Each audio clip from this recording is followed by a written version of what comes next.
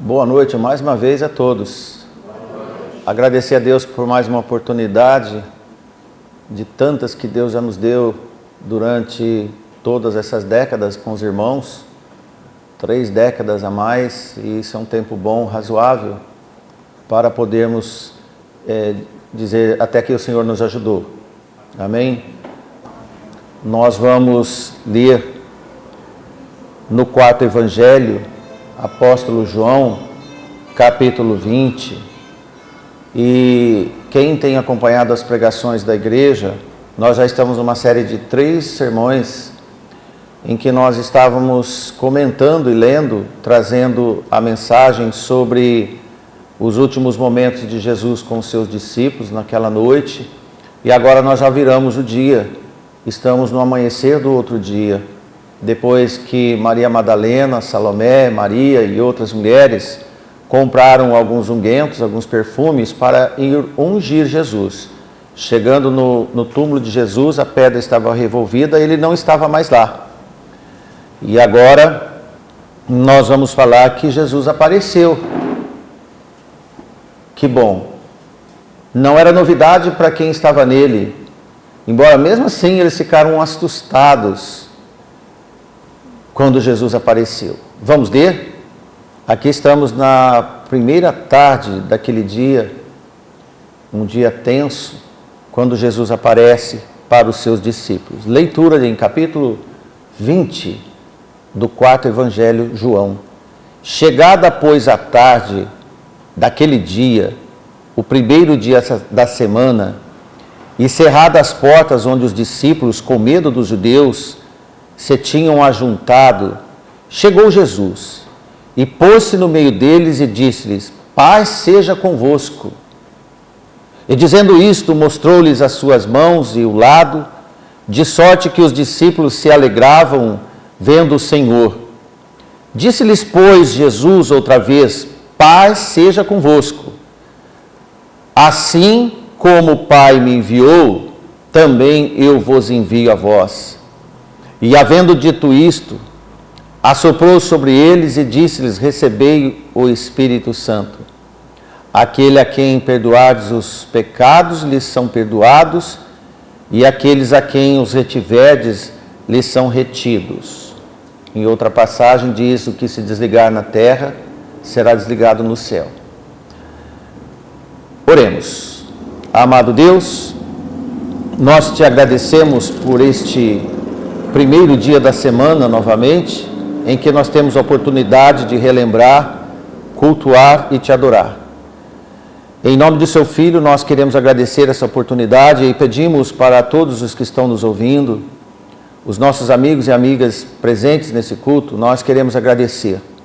Aos que estão nos ouvindo nas redes, mais agradecimento, Senhor. Nós temos muito a agradecer, nada a reclamar. E muito, Senhor, a esperar na volta do seu Filho. Em nome de Jesus, é Ele que nós te agradecemos. Amém. Amém. Que Deus nos abençoe.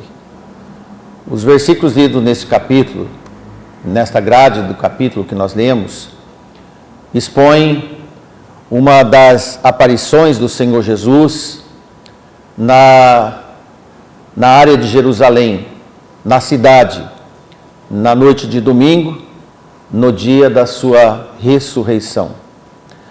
Aquele dia estava carregado de acontecimentos, como nós já comentamos em outros cultos para os irmãos, com encontros entre Jesus em várias aparições. Começou com Maria Madalena, Salomé, entre outras Marias e mulheres que na madrugada, ao nascer do sol, compraram perfumes para ungir Jesus e encontraram um túmulo vazio, como nós já comentamos com os irmãos. A partir desse momento, houve muitas expectativas. Maria Madalena acharam que tinham roubado, furtado o corpo de Jesus, e houve muito burburinho, muita conversação, um corre para lá, outro corre para cá, sobre o que havia acontecido com Jesus. O propósito dos relatos e destas aparições de Jesus nos evangelhos foi para mostrar aos seus que as diversas manifestações de Jesus não eram meras manifestações ou aparições de um espírito ou um anjo ou alguma outra coisa semelhante. O mundo e os seus seguidores deveriam tomar conhecimento de que Jesus havia voltado pessoalmente entre os seus fiéis e seguidores. E foi uma realidade incrível para eles. Embora Jesus havia dito a eles, por um bom tempo, que ele ia morrer, ser crucificado, em 3 dias ressuscitaria e depois ia de encontro com o Pai.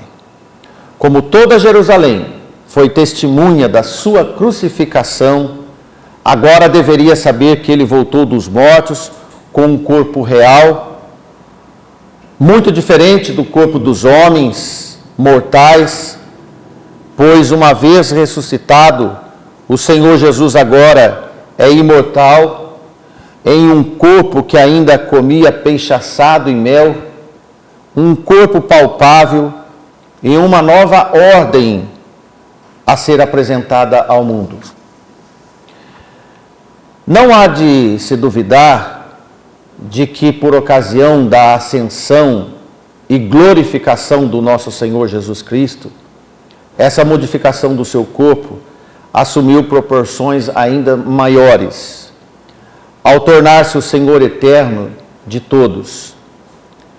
E ainda haverá de experimentar uma maior glorificação com a sua igreja, num futuro que nós vivemos cada vez mais próximo, como Paulo escreveu em 1 Tessalonicenses 4:17, agora sobre nós, dos nossos tempos. Não mais sobre Jesus crucificado, nem mais sobre Jesus ressurreto, mas agora, Paulo escreve, depois nós, os que ficarmos vivos, seremos arrebatados juntamente com eles, Paulo já havia explicado, com os nossos irmãos que já faleceram. Ser arrebatado com eles nas nuvens, a encontrar o Senhor nos ares, e assim estaremos sempre com o Senhor. Amém? Amém. Paulo informa que os nossos irmãos, que já se foram, Deus os tornará a trazer com Jesus na sua segunda volta. Neste dia, encontraremos os irmãos e com Jesus, seremos elevados aos céus para este encontro maravilhoso. De volta ao eixo do nosso sermão, notamos que na passagem de Lucas, capítulo 24, 39 e 40, mas antes nós vamos ler João 20 e 29, acrescenta que os discípulos foram convidados a tocar no corpo do Senhor quando ele havia ressurreto. E João escreveu, disse-lhe Jesus, porque viste, Tomé, crestes, bem-aventurados que não viram e creram. Nesta realidade encontramos nós.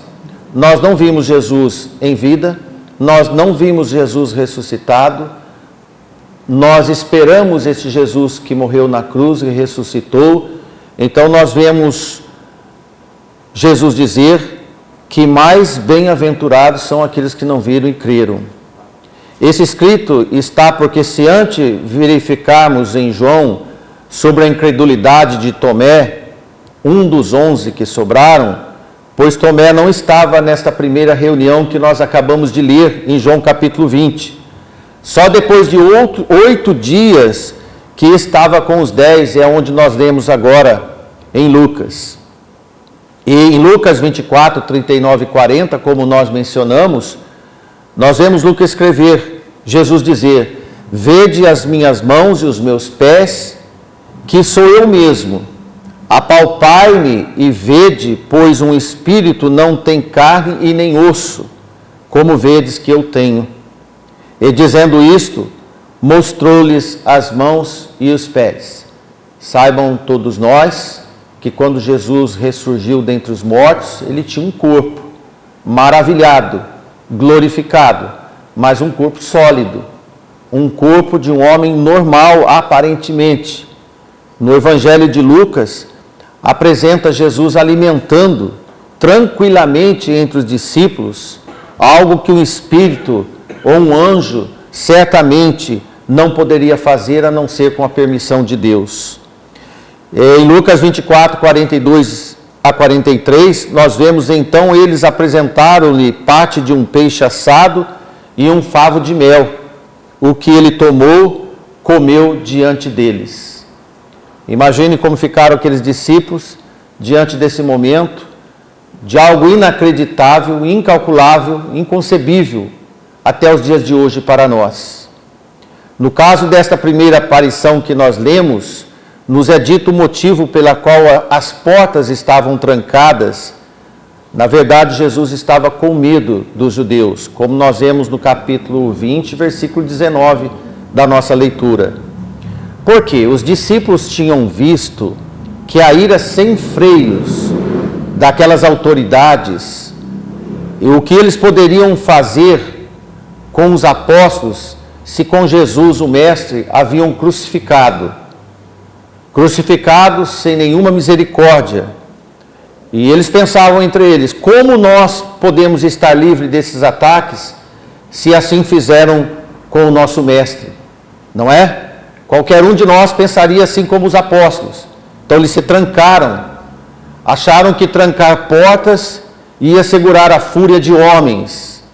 Mas enfim, irmãos, fizeram algum momento trancados como se estivessem bem protegidos. É normal nós fazermos isso. Além do mais, o próprio Jesus havia advertido sobre a sua morte e prometera que futuramente os apóstolos seriam sumariamente perseguidos. Agora eles entendiam na pele o sentido desses avisos de Jesus, porque quando Jesus avisava eles não davam muito sentido às palavras de Jesus. Mas agora estava tornando realidade o dito de Jesus a eles, o predito de Jesus a eles.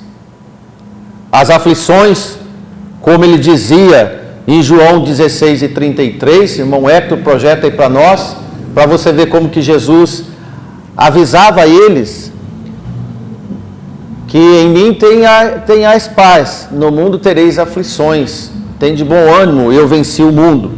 Versículo bem conhecido, agora você encaixa ele na história da realidade inicial dos seus discípulos. Quanto a Jesus, isso significa que o seu corpo ressurreto, embora palpável como nós vimos, incapacidade de alimentar, disposto ao toque e comer e beber, agora um corpo que nem nós entendemos direito, composto de imaginável poder sobre todos os elementos da natureza, que rompe todas as leis da física e rompe também todas as leis da química. Esse é o poder que Deus tem. Ele podia atravessar paredes e comer também, para nós não termos concepção do nosso entendimento. Este é um pequeno exemplo do poder de Deus sobre as coisas naturais, quanto mais as que são não naturais, as coisas impossíveis. Por isso que lemos na Bíblia que para Deus tudo é possível. Então agora é um convite para você que está aqui, meu irmão, e nos visitando, amplie seu leque de imaginação, porque para Deus tudo é possível. E principalmente, você alcançar a salvação. E esse é o maior resultado, o resgate da morte e da vida eterna. Então não deve ser tão estranho assim a capacidade de Deus de nos dar uma vida nova. Jesus entra, então de repente naquele lugar fechado, naquele cenáculo, provavelmente onde eles tomaram a ceia, e diz: paz seja convosco, atravessando um lugar lacrado. O Evangelho de Lucas registra como os discípulos ficaram aterrorizados ante o aparecimento de surpresa e imprevisto do Senhor Jesus. Então o Senhor, a primeiro momento, precisou de tranquilizá-los. No momento em que eles estavam especulando sobre os acontecimentos e sobre Jesus, ele aparece. Se nós formos ler mais o texto, Exatamente no momento que eles estavam comentando dos acontecimentos, Jesus chega entre eles. Então o susto foi maior. Naturalmente, quando nós estamos falando sobre alguém e alguém aparece, nós ficamos um pouco constrangidos. Isso aconteceu com eles. Em Lucas 24, 37 e 38, nós vemos que eles, espantados e atemorizados, pensavam que viam algum espírito. Isso é um fantasma mesmo. É como as criancinhas diziam antigamente, uma assombração. Algo que causa assombro. Mas não, era Jesus. Difícil nós entendermos a realidade de Deus quando nós não estamos no Espírito de Deus, porque ainda eles não estavam. Eles queriam Jesus, mas ele não entendia o significado de ter Jesus ainda. É como nós, quando nós começamos no Evangelho, nós não entendíamos ainda a magnitude que é servir a Deus. Hoje os irmãos mais velhos de estrada entendem quanta mudança nós fizemos, transformamos nossa vida, alteramos nossos relacionamentos, alguns deixam emprego. A fé embute uma mudança incrível na vida de cada um de nós, porque aí Deus vai guiando cada um de nós e amoldando. E Jesus disse no versículo 38, por que estáis perturbados e por que sobem tais pensamentos em vossos corações? Estão pensando que eu sou uma assombração? Estão pensando que eu sou um espírito que apareceu? Sou eu, gente, pega aqui em mim, venha me abraçar. Dá comida aí que eu como com vocês, sou eu. Disse tanto que ia voltar e vocês ainda não estão vivendo a realidade da minha volta.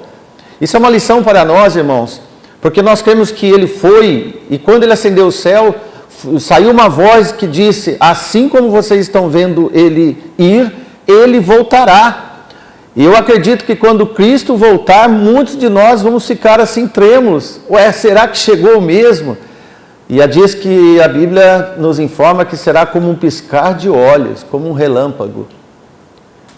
E vai ser impressionante. Entre eles, amigos. Por isso que é bom ter amigos e ser amigo de Jesus. Ele tem paciência conosco. Como foi um encontro entre amigos, ele trouxe uma mensagem de paz para os assustados, para os desconsolados, para os trêmulos de medo, visto que ainda não haviam esfriado o pesadelo daquele momento antes da crucificação de Jesus, de ir com Pilatos, Herodes, o Sinédrio, vestido de rei, sendo escarnecido, depois carregando a cruz, depois crucificado, quando Jesus disse, olhou para Maria, eis aí seu filho, olhando para João. Foi muito tenso, irmãos, imagine isso, foi muito tenso. Depois crucificado, 3 dias naquele limbo, o que vai acontecer agora? E depois voltamos a João, capítulo 20, Maria Madalena pegou de madrugada e foi com as mulheres, vamos lá ungir Jesus, chega lá, o corpo não estava, alguma coisa está acontecendo. Depois nós vemos que João e Pedro, quando as mulheres vieram para Jerusalém, avisaram, eles saíram correndo, como se fosse uma poça de corrida para chegar e ver o túmulo vazio. Agora o túmulo já não interessava mais, porque Jesus estava com eles. Para nós coisas mortas também não interessa mais, porque Jesus está conosco. Devemos viver Jesus, o Jesus ressurreto em nós, porque lembra, irmãos, que tudo gerou em torno nesses dias da vinda do Consolador. Eu não vos deixarei órfãos. Vai vir o Consolador, e o Consolador está aqui nesta igreja, está conosco. Então, irmãos, Jesus, neste momento, depois desses dias, e agora vamos dizer 4 dias depois da sua morte, o 4º dia de humilhação, de espera, é óbvio que eles estariam trêmulos, que eles estariam trancados, dizendo, e agora, o que vamos fazer? Mas uma coisa interessante que nós vamos ver é que eles tinham um compromisso de encontrar Jesus na Galileia num determinado monte. E eles estavam tão assustados desses atos contínuos naqueles dias e tornaram-se homens amedrontados com tantos eventos inesperados, ainda que informados. Na verdade, irmãos, nós também somos como os apóstolos. Precisamos de ter mais fé. Nós também trememos. Nós também, às vezes, será que Jesus não vai voltar logo mesmo? Por que está demorando? Não é, irmãos? Além dos medos, sabiam que eles mesmos ainda teriam muito que sofrer. É uma realidade nossa também. Jesus deixou claro para eles e para nós que as aflições seriam rotinas e fariam parte de uma realidade, perseguições. Por isso que no versículo 21, o amigo Jesus disse outra vez: paz seja convosco. Se precisasse falar 3 vezes, ele ia falar: paz seja convosco. Mas o cerne do nosso sermão de hoje foi depois de Jesus dizer paz seja convosco pela 2ª vez. Essa é uma nova virada do nosso sermão de hoje, um novo fôlego, podemos dizer. E Jesus disse para eles assim, irmãos: leia: assim como o Pai me enviou, também eu vos envio a vós. Entendeu? Para trazê-los à realidade, Jesus saúda novamente e diz: agora é com vocês. O Pai me enviou, agora eu estou aqui para enviar vocês mundo afora, pregar o Evangelho. Estamos falando, irmãos, da grande comissão, o mandado do ID, o encargo de ir pregar e anunciar o Evangelho a todas as nações. O Evangelho chegou para nesta cidade, irmãos, porque esta grande comissão se ramificou, se espalhou para o mundo todo. E encontramos homens que do nada Deus toca no coração para ir em lugares tão distantes e inexplicáveis. Este é o poder de Deus. Na verdade, tudo estava em curso, não tinha parado nada. Entre todos esses acontecimentos, não anulou e não deu trégua para o ID. Não foi um momento de descanso, foi um aquecimento para a vinda do Consolador e alavancar ainda mais o Evangelho de Jesus. O fato mais significativo dessa passagem de João 20, 21 é que a mesma comissão que Deus entregou a Jesus, seu Filho, é agora transmitida por Ele aos seus discípulos. Discípulos de Cristo. Isso nos permite entender que a missão de Cristo seria dali para frente levada ao mundo por intermédio de todos os crentes compromissados com o reino eterno. Mediante o poder do Espírito Santo, atuando com eficácia desde aqueles dias até os dias de hoje e até quando Jesus voltar. Pode escrever. Quanto mais persegue o povo de Deus, mais eles são persistentes na pregação do Evangelho. Como foi dada a autoridade do Filho para acelerar a pregação das boas novas do Evangelho da salvação. Também se aprende aqui, todos nós, que assim como o Filho de Deus e agora os filhos de Deus compartilharam da mesma missão e compartilhamos, graças a Deus, assim também compartilharemos do mesmo destino e da mesma glória, sendo todos da mesma família celestial, herdeiro da mesma herança celeste. Realmente, irmãos, esta é a própria significação da existência humana, a sua salvação. O homem foi criado a fim de ser transformado segundo a imagem do Filho de Deus. A missão que o primogênito deu aos filhos de Deus, nesse Evangelho de João, equivale sim à grande comissão que é retratada no período posterior das aparições de nosso Senhor Jesus Cristo.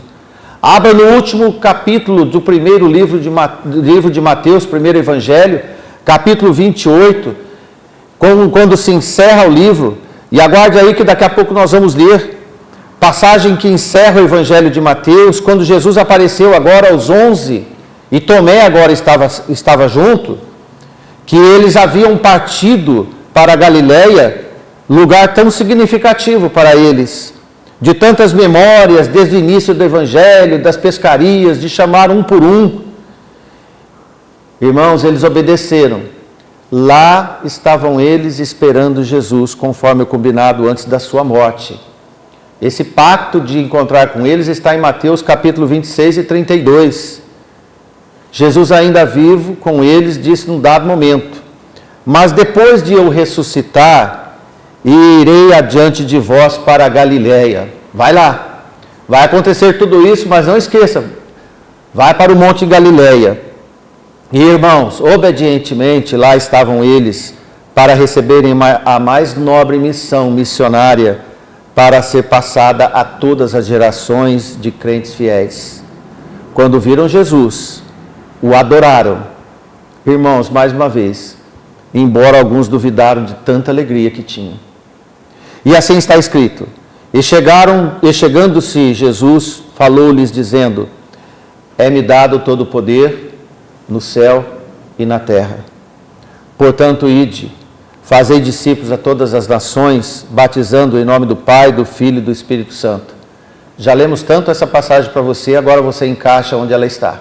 E qual foi o motivo e a razão dela. E Jesus continua, ensinando-os a guardar todas as coisas que eu estou convosco, que eu vos tenho mandado, pois eu estou convosco todos os dias, até a consumação do mundo. Amém. Os discípulos já se foram, mas nós estamos no discipulado aqui. Amém. Agora eu uso a expressão discipulado, porque Jesus disse, ensinando a guardar todas as coisas.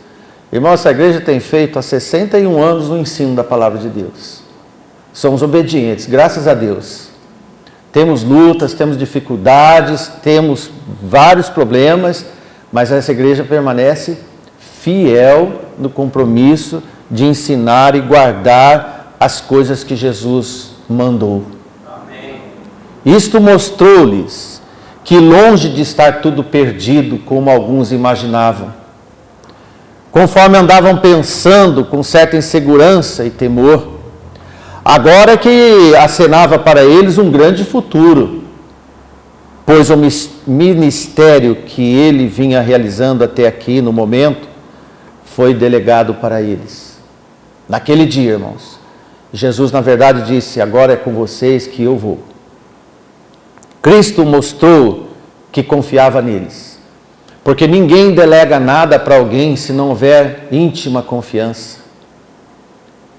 Que eles levariam um bom termo a tarefa que lhes era dada, tal como ele também levara a conclusão perfeita de tudo que o Pai encarregava dele realizar. Ele fez obedientemente tudo desde o seu nascimento. E Jesus disse para eles naquele dia, em Lucas 24, 49, eis que sobre vós envio a promessa de meu Pai. Porém, na cidade de Jerusalém, até que do alto sejais revestidos de poder. Existia mais uma etapa ainda para acontecer com eles. Eles deveriam esperar agora o acontecimento do Pentecostes, quando em ato esplêndido em Jerusalém, receberiam o Consolador. Amém? Assim sendo, a grande comissão e a carta magna do programa missionário da igreja. Este programa inclui a feitura de novos discípulos.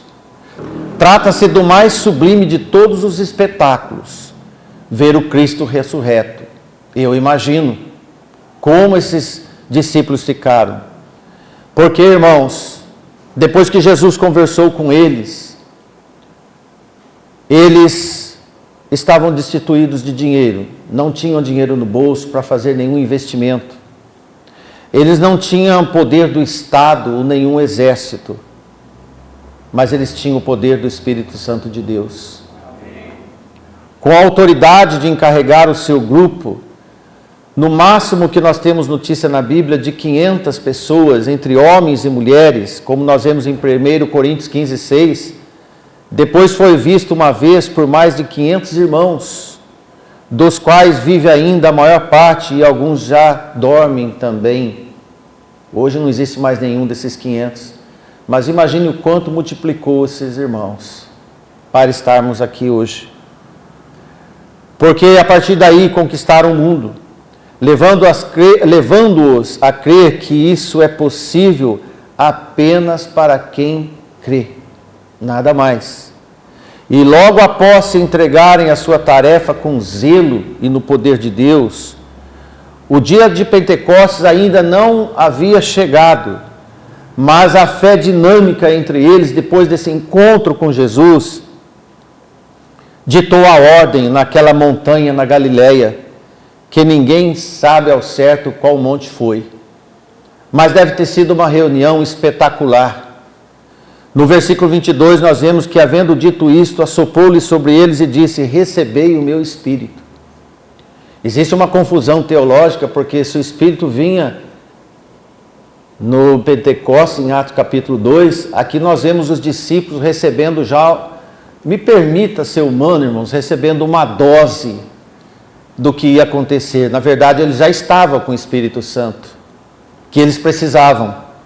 A promessa da doação do Espírito, que os substituía como companhia dos discípulos, dando-lhes o poder necessário para o ministério que havia sido incumbidos, ministério esse que na realidade era uma continuação da missão do nosso Senhor Jesus Cristo. O alvo final é uma palavra bíblica, foi a infusão do Espírito, isto é, a introdução absoluta da natureza divina nos filhos de Deus. Compreenda isso. Em nós foi introduzido o Espírito Santo de Deus. Paulo diz: não sabeis vós que sois o templo de Deus e que o Espírito Santo habita em nós? Irmãos, eu acho que nós temos desprezado tanto essa realidade. E às vezes nós não fazemos o bom uso tanto quanto poderíamos fazer. Porque nós temos tanto poder de nós, que nós precisamos de redescobrir e descobrir cada dia mais o que significa isso em nós. Porque às vezes nós perdemos tanto tempo. A promessa da doação do Espírito Santo já estava em andamento. E agora nós podemos dizer, como João escreveu do que Jesus disse, que verdadeiramente sois filhos de Deus, tornando participantes da natureza divina desde o dia da nossa conversão, quando nós nos arrependemos. Quando ouvimos algum pregador pregar o Evangelho e tocou tão forte em nós, alguns aceitaram de imediato, outros ficaram pensando. Irmãos, alguns pensam alguns anos, mas chega um momento que não consegue resistir o poder da chamada do Senhor. E a partir do momento que definitivamente o Senhor entra, somos transformados em novas criaturas. Amém? Como Cristo, na realidade e na qualidade do eterno que os crentes já devem desfrutar no dia de hoje. E aproveitar o convívio com o reino eterno. Temos dito para a igreja: o reino eterno está no povo de Deus. O reino eterno não vem, ele já está. Quando Jesus chegar, ele vai ser implantado. Apenas isso. Porque, irmãos, o único marketing da pregação, do ID, da grande comissão, do evangelho da salvação, é a fé, uma boa vontade, um compromisso, cheio do Espírito Santo de Deus, derramado sobre os filhos de Deus, para assumir o porquê nós estamos aqui. Como nós vemos os discípulos, com temor e com medo, eles não esqueceram do compromisso. Eu acredito que nenhum de nós hoje está trêmulo, temendo, mas sabemos que dias virão, talvez difíceis. Mas como os discípulos, nós não podemos perder o compromisso que nós temos com Deus. de pregar, falar de Jesus sempre, sempre, sempre. Amém? Que Deus te abençoe. Que a palavra deve estar tocando em cada coração de cada um de nós para cumprir o porquê do Espírito estar em nós. Amém.